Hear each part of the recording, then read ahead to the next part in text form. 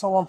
Deməli, 3 gün əvvəl bu araya baxış keçirən zaman arının beçə meyilləndiyini gördüm. Bir mərtəbədə idi onun arı. Ana arısı gənc anardı, keçən il ana arısıdır. Düşündüm ki, yəqin ki, arı yer darlığına görə beçə meyillənib. İkinci mərtəbəyə qaldırdım. Bütün boş pətəkləri aşağıdan verdim. Bütün arını yuxarı ikinci mərtəbəyə qaldırdım. Və indi baxaq görək arı beçə meyilindən geri dönüb yoxsa yox. Arılar bir çox səbəbdən beçə meyillənir. Ana arının yaşlı olmasından, cinsinin beçə meyilli olmasından və yer darlığından. Yer darlığından beçə meyillənəndə adətən arını bəzən geri qaytarmaq olur. Gec olmasa əgər. Beçə meyilindən geri qaytarmaq olur.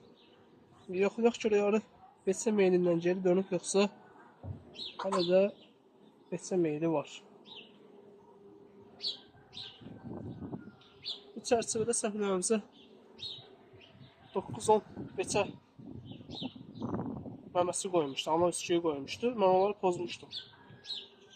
Yenidən yaratmayıblar.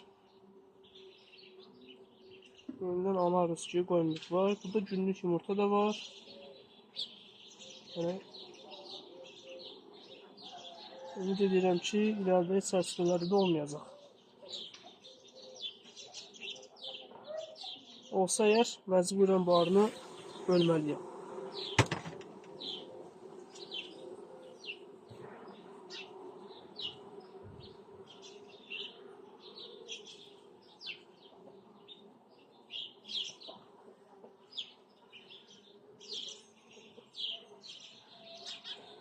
İşte vurdum bunu.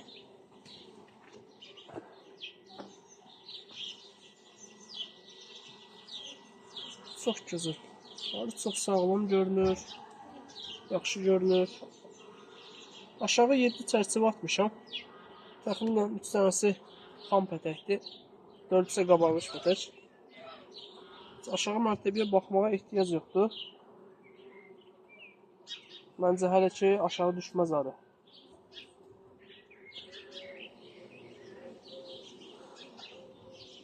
Yox, demək olar ki, beçə yumurtası ümumiyyətlə ana arı yumurtası yoxdur. Yəni vaxtında müdaxilə edəndə arını beçə meyilindən geri döndərmək olurmuş.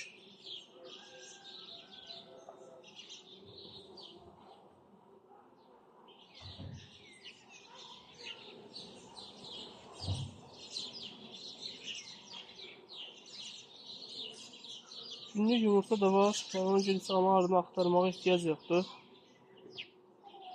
Ona görə də yekunlaşdırıram bunu. Təxminən bir həftə sonra təkrar baxarıq. Ana arı aşağı düşübmü, yoxsa yox, yumurta atımı varmı, yoxsa yox.